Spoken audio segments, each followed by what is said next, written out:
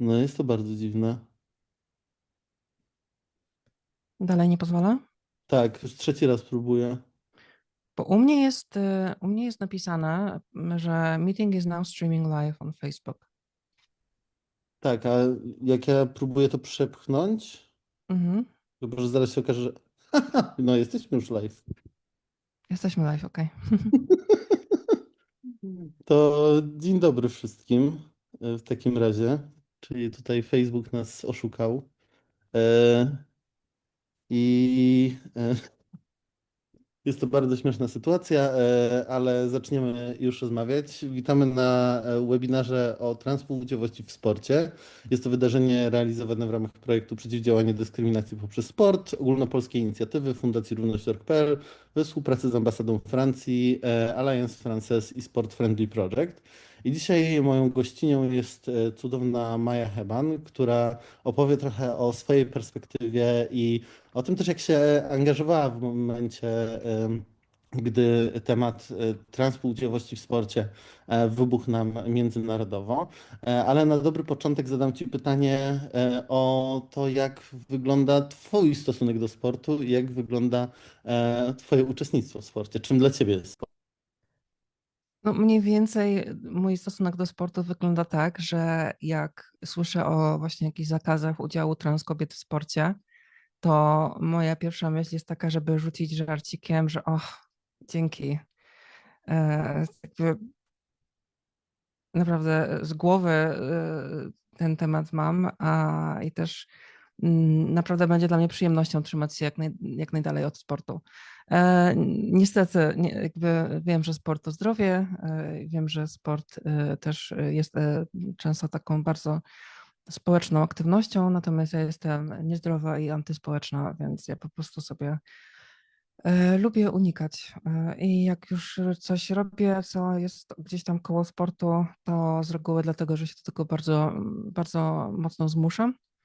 Więc akurat ja jestem z tych osób, co nie przepadają za aktywnością fizyczną. Rozumiem, ale to może wyciągnę pytanie, jak definiujemy też sport? Czy na przykład e-sport to też sport? I tu wiem coś o Tobie. To prawda, to prawda. Na pewno do e-sportu mi bliżej, aczkolwiek nie gram w gry, które są oparte na rywalizacji, dlatego że strasznie nie lubię rywalizacji, więc też jest to, nie wiem, jeżeli się okaże, że jakiegoś rodzaju sportem jest granie w gry polegające na właśnie jakiejś fabule i tak dalej, to no bardziej czytanie książek, no ale kto wie, może kiedyś uznamy, że czytanie książek to też jest sport. No już były konkursy na najdłuższe spanie, siedzenie, odpoczywanie, więc Hmm, myślę, że why to tutaj not? mam jakieś szanse. Nie wiem tylko, czy nie mam z kolei niesprawiedliwej fizycznej, biologicznej przewagi. Ze względu na to, że mam słabą kondycję, jestem gruba i w ogóle, wiecie.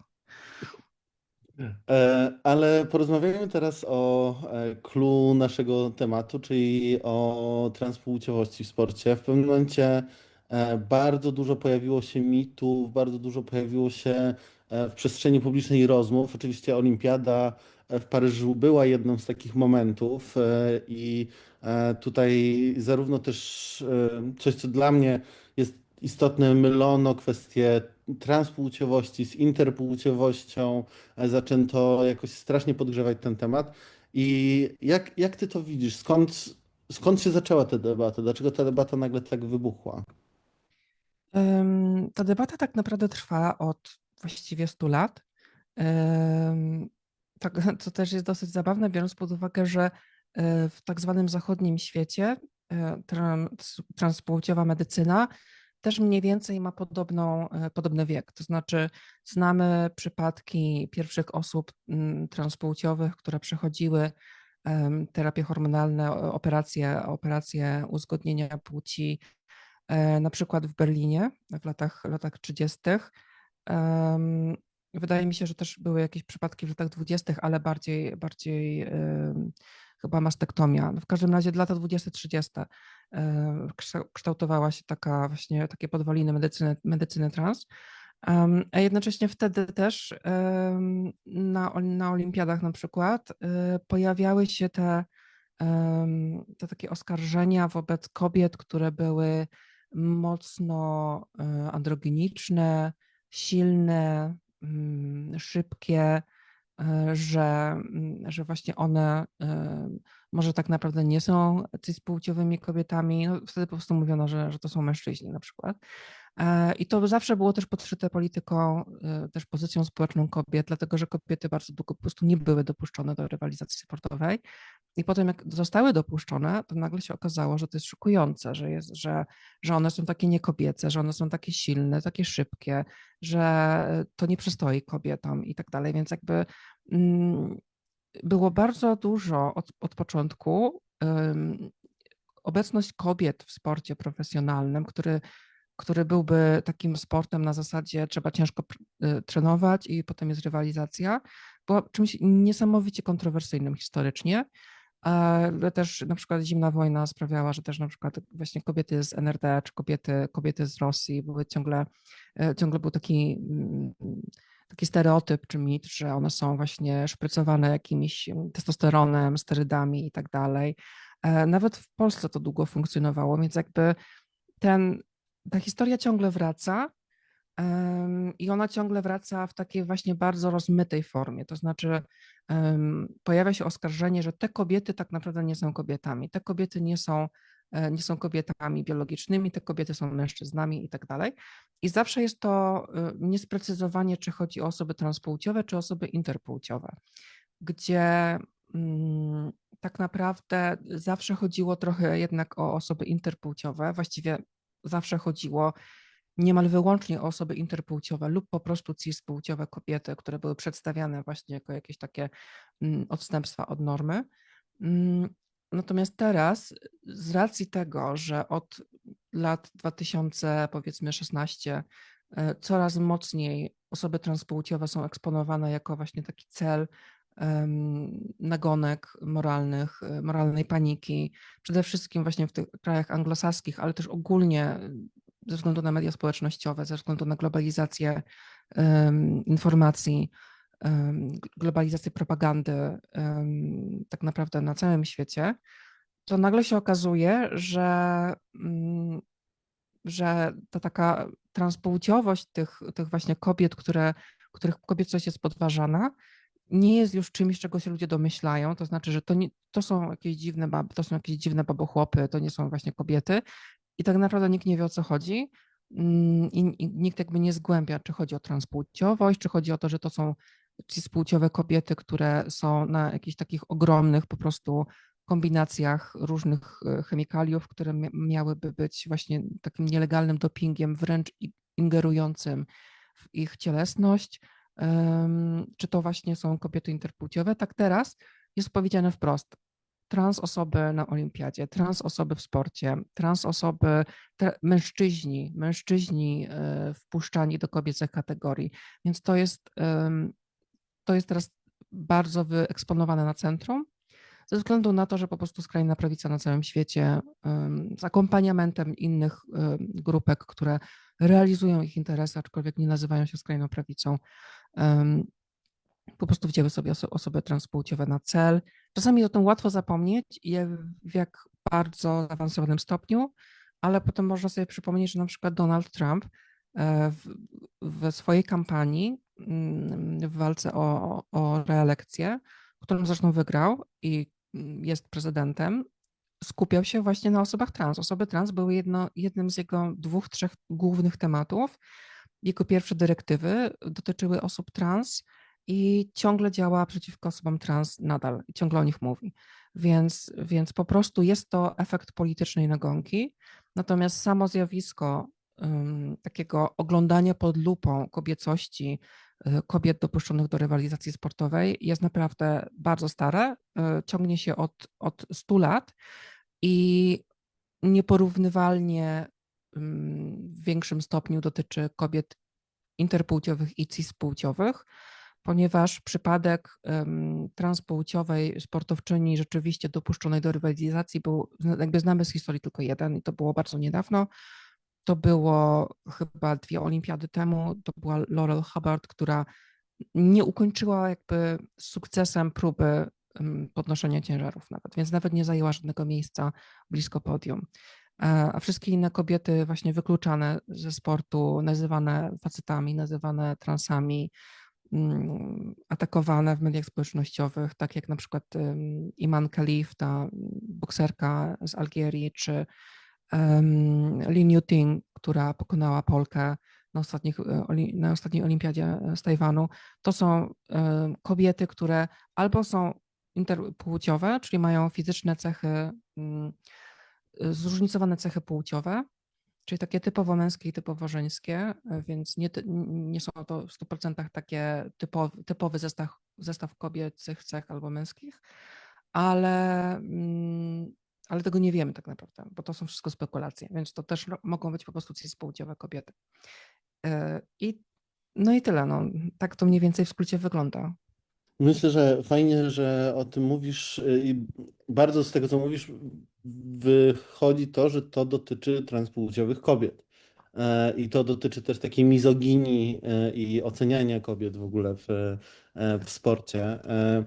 I moje pytanie pierwsze do tego jest takie, jak trochę z tym walczyć? Jak walczyć z tymi narracjami pojawiającymi się na temat kobiet w sporcie, z tymi mitami, które dotyczą, co z twojego doświadczenia działa? Co działa, prawdę mówiąc, nie wiem, dlatego że ta fala hejtu, która się wylewa na osoby trans, na osoby interpłciowe, przy okazji właśnie kolejnych takich wzrostów zainteresowania tematem, jest ogromna i z reguły trudno jest kogoś przekonać do tego, że on nawet nie wie tak naprawdę, czego dotyczy temat. Ciężko mi powiedzieć, żebym tak empirycznie po prostu kiedykolwiek kogoś przekonała do tego.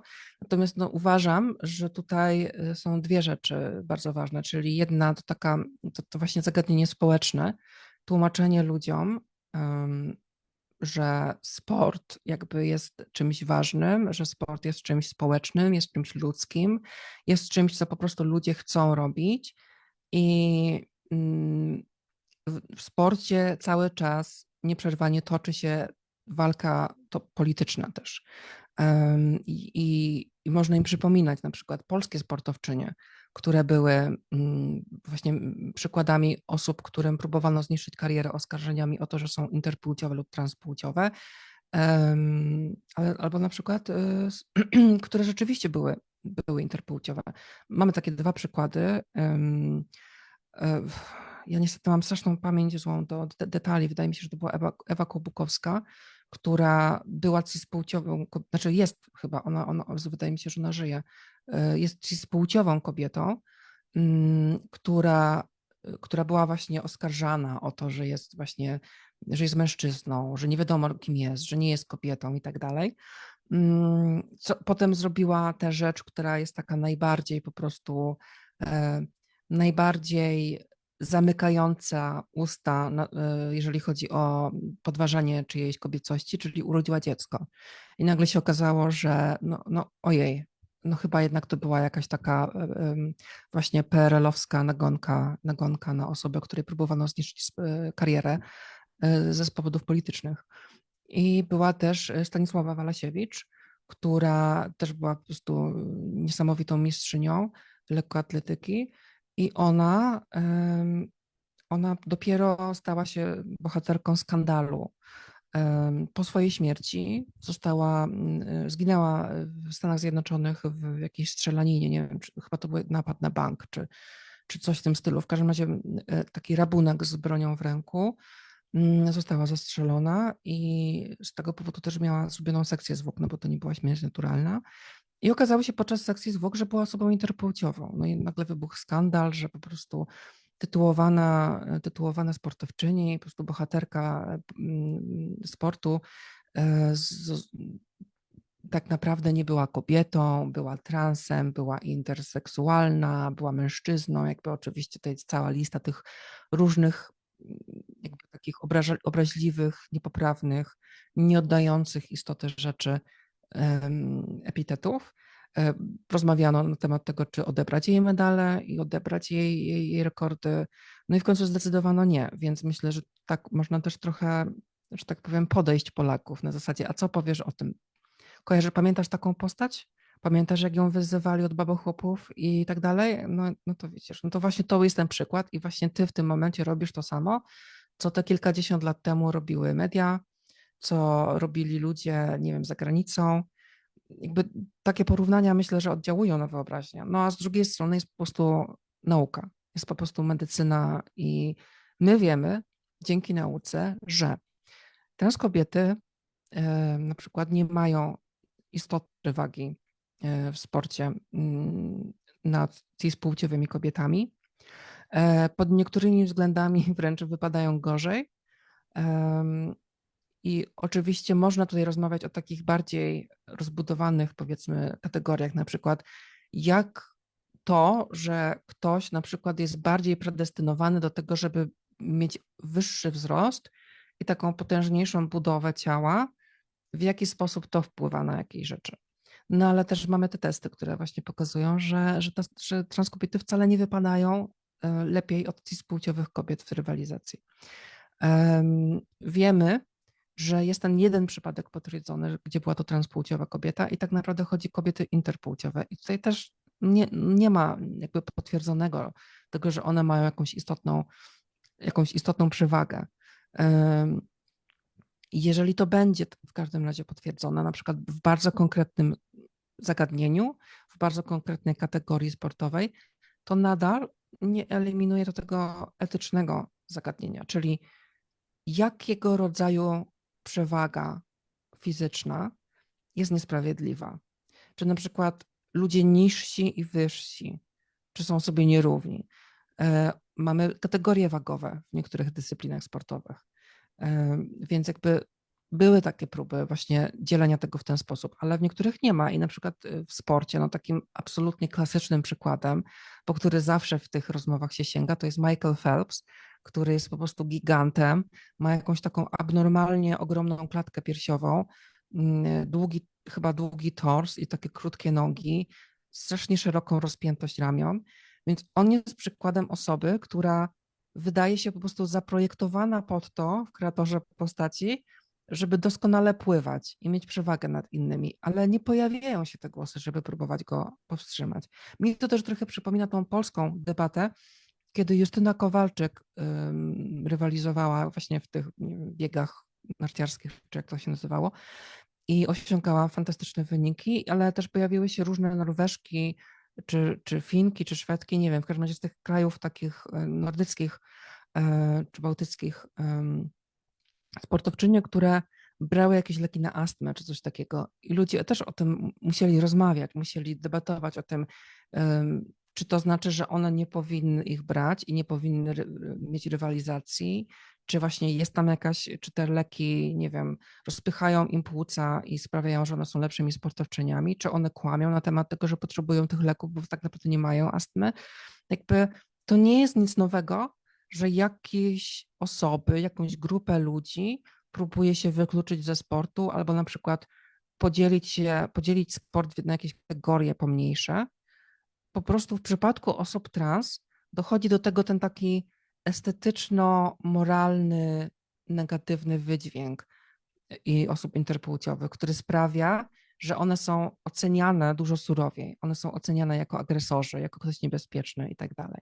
No i myślę, że to trzeba ludziom tłumaczyć, żeby po prostu pokazywać im na przykładzie autentycznie po prostu faktów i historii, że ktoś zrobił im wodę z mózgu, ktoś ich zrobił w bambuko i wykorzystał ich do tego, żeby siali jakąś propagandę, podczas kiedy na pewno przypominają sobie z własnego życia, czy z jakiejś opowieści, czy właśnie z jakichś kanałów sportowych, podobne historie, w których stawali po stronie tych osób właśnie, które próbowano wykluczać, które próbowano atakować, na przykład w przypadku tych polskich sportowczyń z PRL-u.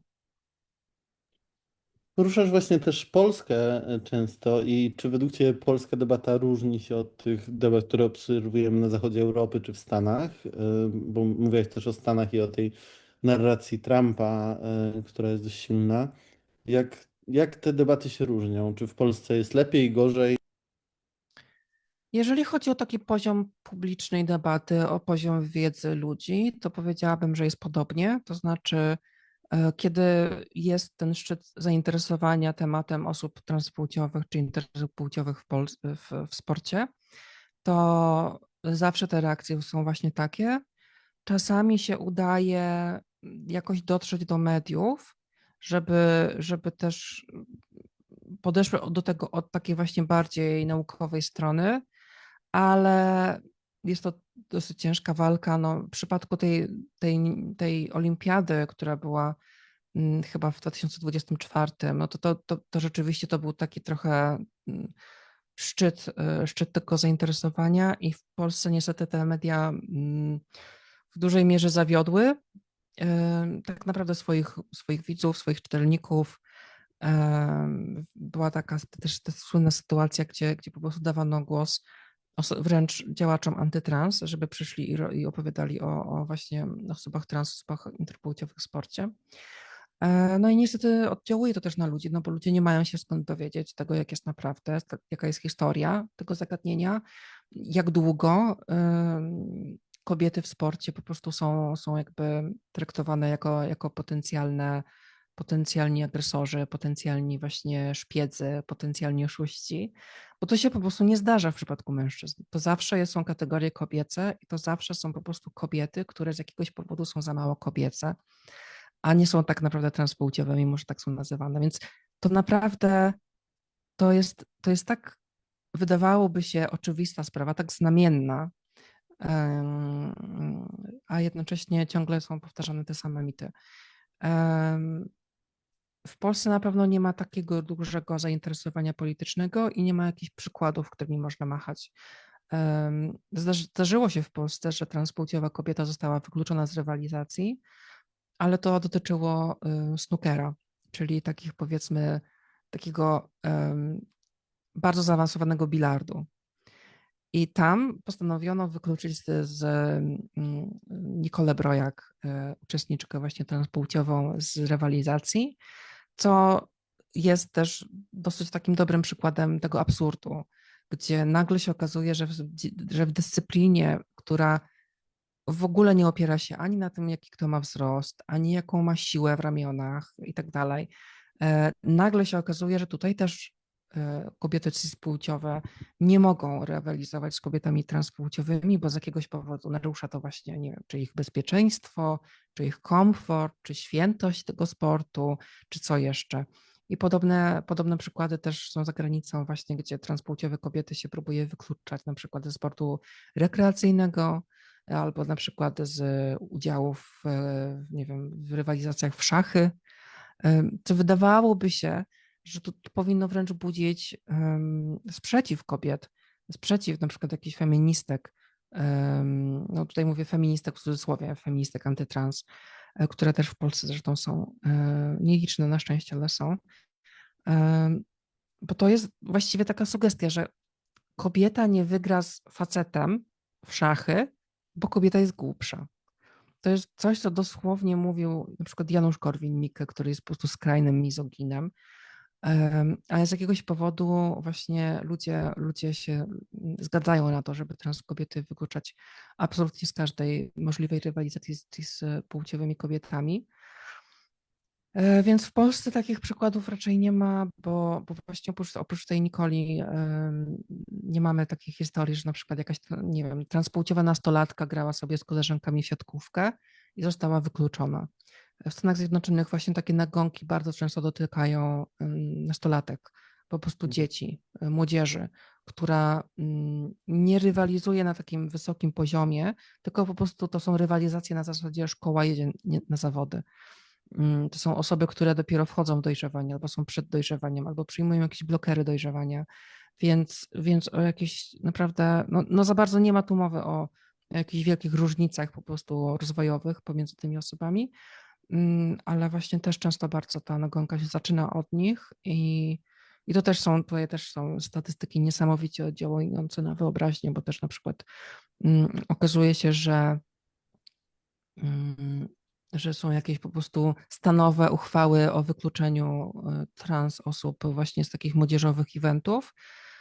I się okazuje, że nie wiem, że taka osoba na przykład w stanie jest jedna, która jest dotknięta takim prawem. Więc jakby stanowy senat się zbiera, żeby zrobić uchwałę, która dotyczy jednej nastolatki na przykład w całym stanie, prawda? Więc jakby to są po prostu takie bardzo jednostkowe ataki na ludzi. No w Polsce na szczęście tego nie widzimy, ale kto wie, jak się kiedyś sprawy potoczą. Natomiast pod Fajnie, kątem propagandy oczywiście jest to jakby temat obecny, jest to temat, który ludzie znają, mimo że no, nie znają, bo nie wiedzą, o co naprawdę chodzi. fajnie już poruszyłaś też rekreacyjność sportu i ten taki sport codzienny czy młodzieży. Natomiast ja jeszcze, zanim do tego przejdziemy, chcę ostatni temat poruszyć, czyli tą nową politykę MKOL-u. Bo jest to coś świeżego, coś, co ty też publicznie oprotestowywałaś, komentowałaś. Jeśli mogłabyś przybliżyć osobom, co tam się wydarzyło i dlaczego to jest złe. Międzynarodowy Komitet Olimpijski przywrócił sytuację, która została jakby zakończona. Nie pamiętam teraz, czy to były lata 90. czy 80. W każdym razie te powszechne testy płciowe wyłącznie dla kobiet obowiązywały już wcześniej. I no właśnie w wyniku tego, o czym mówiłam na początku, czyli tych takich ciągłych prób wyrzucania kobiet ze sportu i jakby szukania na lewo i prawo jakichś kobiet zmodyfikowanych genetycznie, kobiet na testosteronie, nie kobiet, trans kobiet, interpłciowych kobiet i tak dalej. Bo wręcz były też te przypadki, że się po prostu podejrzewano, że na przykład mężczyźni mogą udawać kobiety. Nie tak jak się mówi o trans kobietach właśnie bardzo pogardliwie, tylko że dosłownie mężczyźni, którzy utożsamiają się jako mężczyźni, będą na przykład przebierać się za kobiety, żeby z kobietami rywalizować i takich mężczyzn trzeba wyłapać testami płci. Między innymi właśnie taka była logika. No i był taki okres, że rzeczywiście mężczyźni po prostu, jeżeli się kwalifikowali pod kątem osiągów, to brali udział w dyscyplinach sportowych, jeżeli właśnie mieli taką możliwość. Natomiast kobiety musiały obowiązkowo przechodzić tak zwane testy płci. I one właśnie w tych latach właśnie 50., 60., 40., nie chcę teraz kłamać, bo nie wiem, która to była dokładnie dekada, gdzie tak to wyglądało, ale to były dosłownie testy genitalne. To były badania, gdzie się kobieta po prostu musiała rozebrać do naga i pokazać swoje genitalia na przykład jakiemuś komitetowi lekarskiemu, który stwierdzał, czy ona jest kobietą, czy nie jest kobietą i czy może rywalizować, czy nie. Co jest absolutnie niezgodne z jakąkolwiek medycyną, ponieważ osoby interpłciowe, jeżeli by się chciało tym wykluczyć, mogą kompletnie nie mieć absolutnie żadnych widocznych cech fizycznych, które świadczyłyby o tym, że są interpłciowe. Potem te testy w wyniku też protestów po prostu kobiet zmieniono na testy takie genetyczne, które miały wyłapywać konkretny gen, który jakby odkryto i opisano, bo jakby testy istniały zanim znano ten gen SRY, który się pojawia właśnie tam na jednym z chromosomów. I, i ten gen jakby uznano taką, za taki ostateczny test tego, czy ktoś jest genetycznie kobietą, czy nie jest kobietą. Że jeżeli ten gen istnieje, to znaczy, że to nie jest kobieta. I oczywiście jest to potworne jakby uproszczenie i jest to wręcz nieprawda, dlatego że no, jakby wiemy, że płeć jest bardziej skomplikowana i że są kobiety, które po prostu są interpłciowe, mają jakieś tam cechy, które są jakby niejednoznaczne, ale to naprawdę o niczym nie przesądza. I mężczyzna, który odkrył ten gen i go opisywał, też absolutnie bardzo głośno protestował przeciwko temu, żeby ten gen traktować jako ostateczny wyznacznik płci. No i teraz Komitet Olimpijski absolutnie na tle całej tej nagonki na osoby trans, na tle tego wycofywania różnych grantów dla społeczności LGBT+, przez jakieś organizacje międzynarodowe, na tle wycofywania się biznesów ze wsparcia dla osób LGBT+, na tle tego wszystkiego Komitet Olimpijski, przede wszystkim gigantycznej, po prostu absolutnie gigantycznej, planowanej dotowanej na grube miliony dolarów nagonki na osoby trans i interpłciowe i na kobiety w sporcie. Przy okazji ostatniej olimpiady Igrzysk Olimpijskich komitet podjął decyzję, że przywraca te testy i że po prostu od tej pory każda kobieta, sportowczyni, żeby wziąć udział w Igrzyskach Olimpijskich, będzie musiała oddać jakby swój materiał genetyczny do badań i, i żeby można było sprawdzić, czy ona jest nosicielką tego genu, czy nie. Mężczyzn to oczywiście nie dotyczy, ponieważ mężczyzn nikt nie reguluje w ten sposób. Mężczyźni są mężczyznami i koniec. Natomiast kobiety, wiadomo, kobiety podlegają bardzo surowej ocenie i ich kobiecość można zawsze podważyć na wiele sposobów. No i to jest bardzo zła decyzja, dlatego że to dotknie osoby, które są interpłciowe. Najprawdopodobniej nie zostaną przez to wykryte żadne osoby transpłciowe, dlatego że osób transpłciowych na tym poziomie sportu w dużej mierze nie ma, ale też, no, też tam raczej nie idą, bo są świadome tego, jak będą traktowane. Więc to nie jest tak, że one tam po prostu nie zaistniałyby.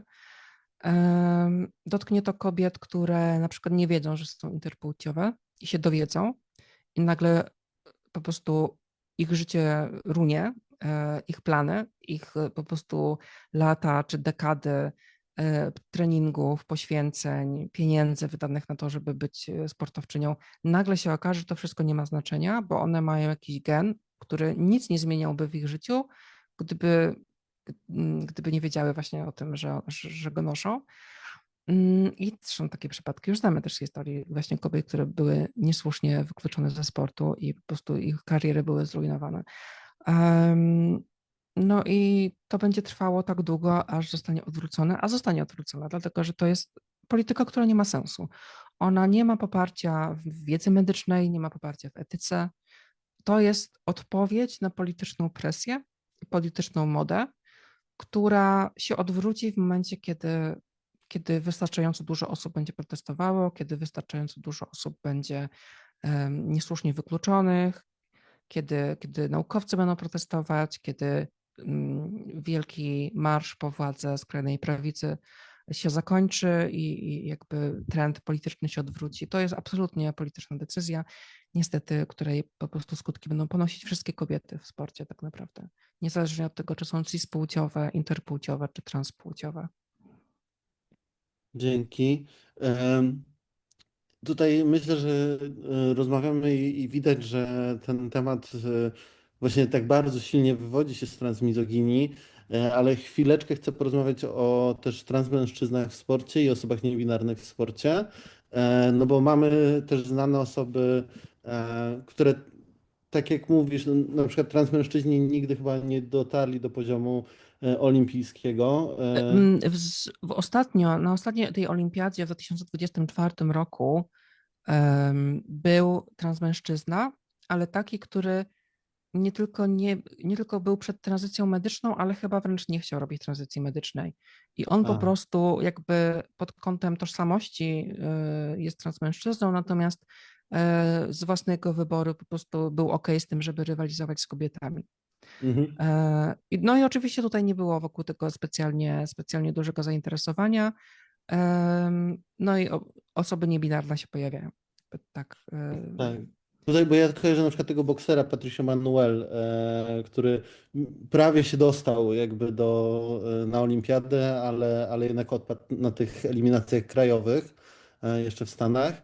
No i tak, jeśli chodzi o osoby niebinarne, to one istnieją, ale znowu też muszą wpisać się w te kategorie genderowe, binarne, które są nadane przez MKOL i często po dopiero gdzieś wystąpieniu albo tylko w kwestii w takich nieformalnych wywiadach mówią o swojej tożsamości. Więc to też myślę, że ma na pewno jakiś wpływ na nich i na to, jak się czują w tej przestrzeni olimpijskiej. Myślę, że na pewno. To w ogóle właśnie pod kątem tego, na kogo oddziałują te nagonki, te zakazy i tak dalej, jest właśnie bardzo skomplikowane, bo w momencie, kiedy na przykład cispłciowe kobiety, które po prostu nie są tradycyjnie jakby tradycyjnie kobiece, cokolwiek by to znaczyło, nie są jakby drobne, nie wiem, są zbyt silne, zbyt wysokie. E, Proporcjonalnie mocno te nagonki i ataki dotykają kobiet czarnych, Afrykanek, kobiet ogólnie z globalnego południa. Więc jakby to jest wpisane w te takie kanony po prostu białego kobiecego piękna.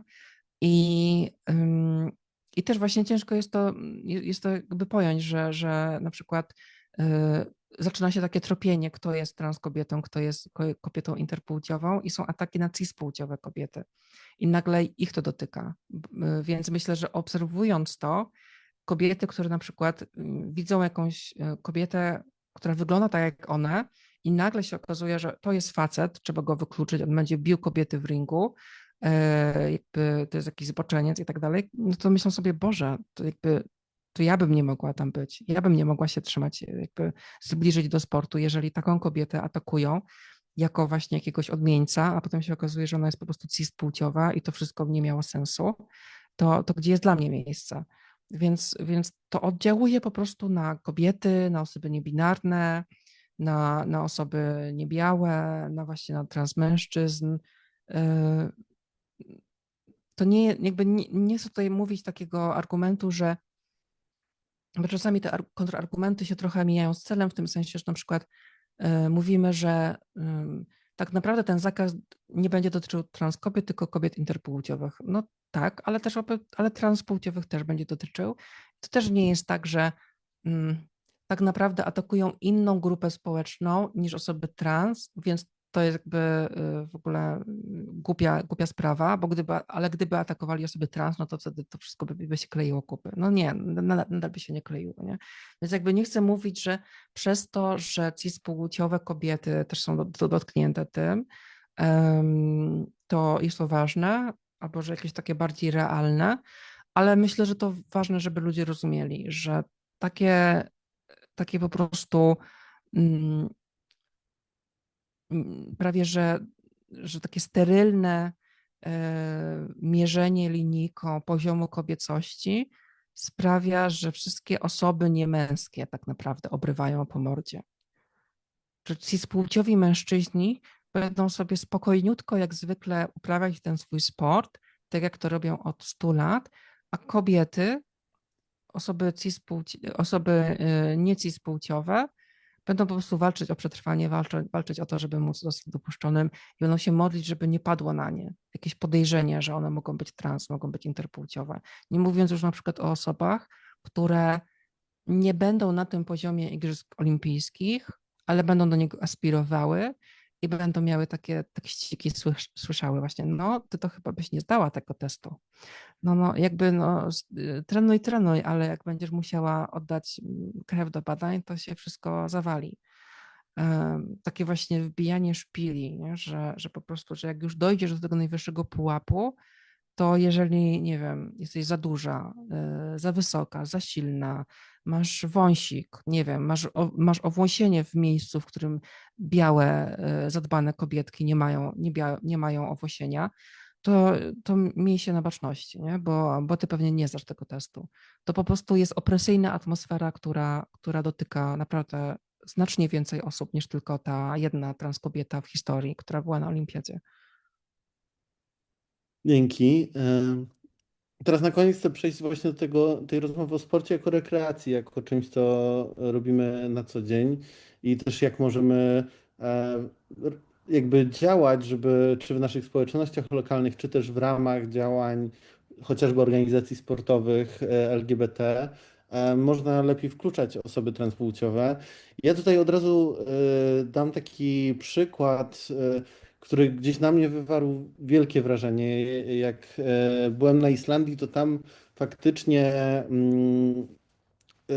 pływalnie publiczne obsługa pływalni publicznej jest przeszkolona z zakresu tożsamości płciowej i bardzo wprost jest mówione o tym, że osoba ma iść tam, gdzie się będzie czuła komfortowo, jest szatnia przypisana damska, szatnia przypisana męska i szatnia, jak ktoś się nie czuje komfortowo w dużej publicznej szatni, że się tak wyrażę.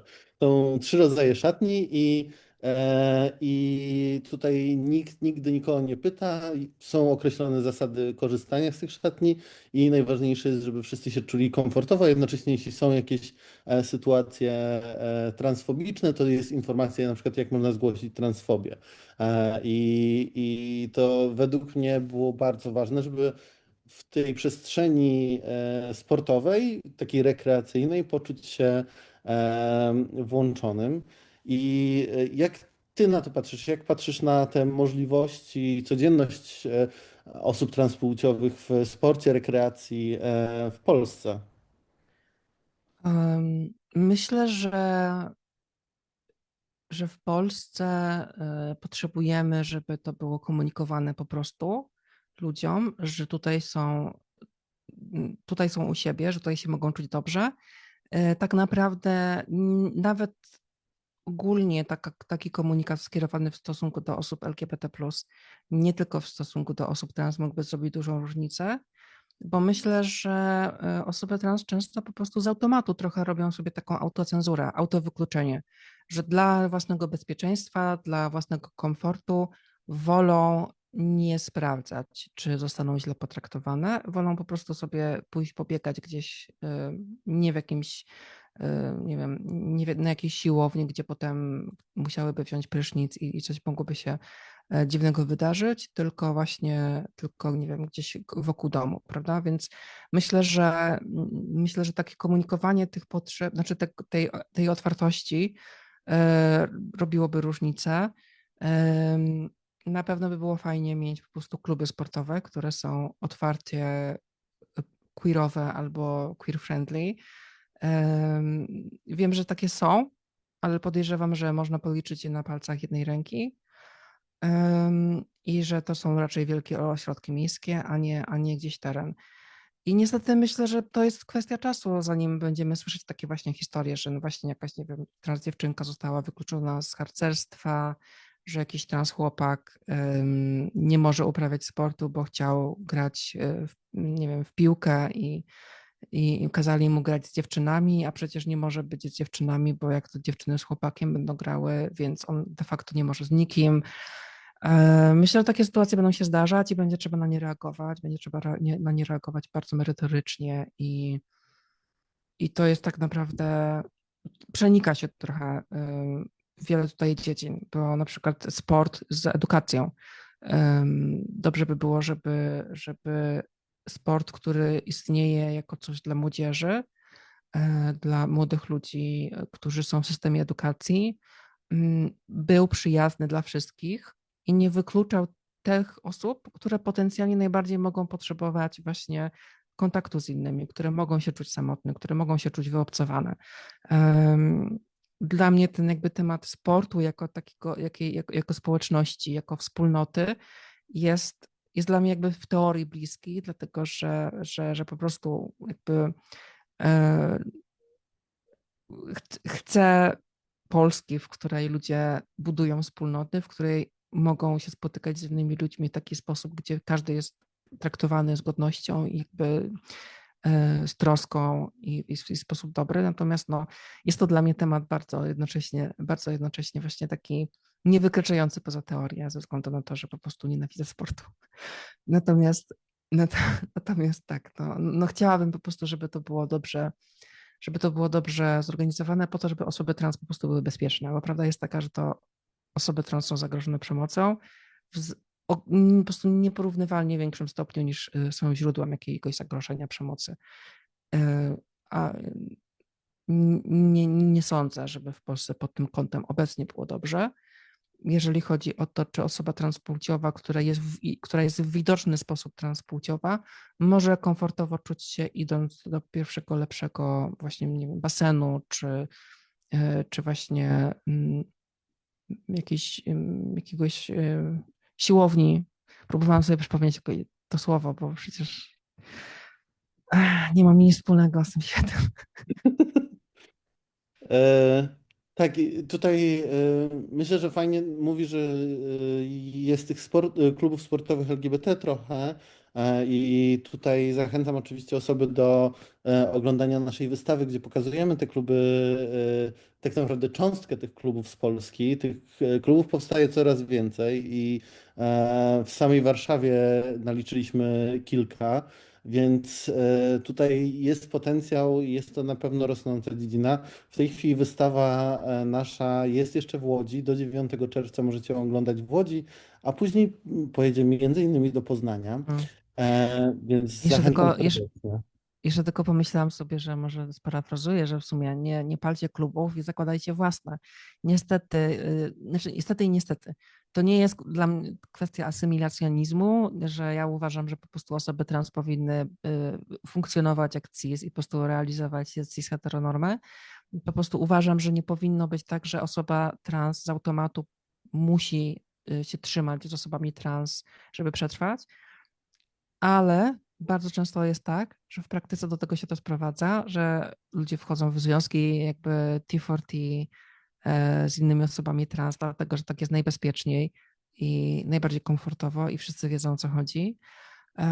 I tak myślę sobie, że jeżeli macie w swoim mieście 4 młode osoby trans, które nie mają gdzie uprawiać jakiegoś sportu, to się zrzeszcie w jakąś taką nieformalną grupę i spróbujcie to zorganizować dla siebie.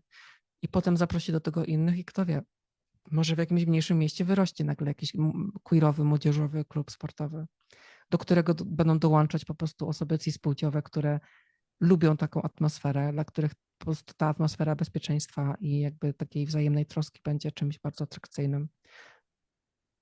Właśnie dzisiaj widziałem nawet takie ogłoszenie o jodze queerowej i dla osób neuroróżnorodnych na Kaszubach. I bardzo mi to Super. przykuło moją uwagę. Więc myślę, że tak, róbmy swoje kluby, ale też zrzeszajmy się i stajemy się te nasze kluby powiększać. I to jest fajny przekaz. Też mówi, że dużo jeszcze czasu i na pewno jakby dużo musimy popracować, dlatego też częścią naszego projektu jest chociażby edukacja trenerów i osób, które wykładają WF czy sport na Akademiach Wychowania Fizycznego. Więc tutaj dużo na pewno pracy jeszcze przed nami.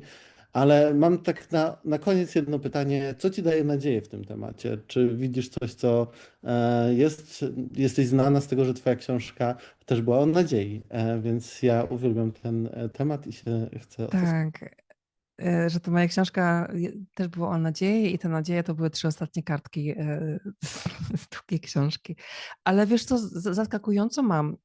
Mam przykład właśnie z tego kraju, gdzie ta nagonka na osobę trans jest bardzo, bardzo silna i ciągle przynosi nowe po prostu porażki, niestety, Wielka Brytania, gdzie rząd usilnie po prostu zwalcza osoby trans, a społeczeństwo nie do końca się z tym zawsze zgadza. No i takie przykłady to są, nie do końca wiem, co to jest za instytucja, znaczy takie zjawisko takich jakby pływalni w plenerze, jakichś takich właśnie trochę takich, nie wiem, stawów, takich miejsc do pływania, które są takie bardziej jak, jak otwarte baseny, ale takie w naturze. Takie trochę, nie wiem, parki, w których można popływać. Są takie miejsca i raz po raz pojawiają się próby zakazania w tych miejscach pływania osobom transpłciowym, transkobietom i wtedy cispłciowe kobiety po prostu się zrzeszają, jakby, nie wiem, 1000 z nich nagle mówi nie. My się nie zgadzamy na to, żeby przyszła jakaś terfiara z zewnątrz, która tu nawet nie chodzi. Jakby she doesn't even go here. I po prostu, żeby ona nam tutaj wprowadzała jakieś zakazy, to jest dla wszystkich kobiet i my tutaj bardzo chętnie będziemy wiedzieć trans kobiety i one pływają z nami. I raz na jakiś czas wraca taka historia, że właśnie w tych po prostu, nie wiem, stawach publicznych, czy jak to się tam nazywa, właśnie są jakby dokonywane próby zakazów właśnie dla trans kobiet i ta lokalna społeczność kobieca mówi nie, my się nie zgadzamy, więc to jest dla mnie super, że rzeczywiście są takie momenty, kiedy ten sport faktycznie jednoczy ludzi i ci ludzie po prostu mówią, no ale to są moje koleżanki ze sportu, nie? To są moje koleżanki ze stawu. Ja nie będę się zgadzać na to, żeby im czegoś przekazywać, nie? Bo przecież to jest tylko fan. Jakby my sobie chcemy wspólnie popływać i dla zdrowia i dla fanu i tyle. I proszę nie wprowadzać do jakiejś polityki. Więc mam Bardzo nadzieję, że będziemy to widzieć też w tutaj w polskich Polsce, jeziorach. jeżeli będą takie, tak, w polskich jeziorach i polskich stawach. Bardzo mi się podoba ten przykład. Zresztą zaczynamy lato, zaraz te chociażby warszawskie baseny na otwartym powietrzu mogą być taką przestrzenią właśnie też wzmacniania. I oby tak się działo jak najszybciej. Dzięki Maja bardzo za tą rozmowę i Dzięki. myślę, że tutaj bardzo fajne tematy udało nam się poruszyć. Do wszystkich osób nas oglądających też dziękujemy za udział i zachęcamy też do przyjścia na kolejny webinar już w czerwcu o jeszcze tym, jak właśnie trenerzy mogą być bardziej wkluczający, a od czerwca, od 9 czerwca też zaczniemy pokazy filmu Marinette o lesbijce grającej w piłkę nożną. Więc zachęcam serdecznie do obserwowania naszej strony. Przypominam, że projekt Przeciwdziałanie dyskryminacji poprzez sport jest częścią ogólnopolskiej inicjatywy Fundacji Równość.pl, Ambasady Francji, Alliance Française i Sport Friendly Project. Dzięki bardzo. Trzymajcie się.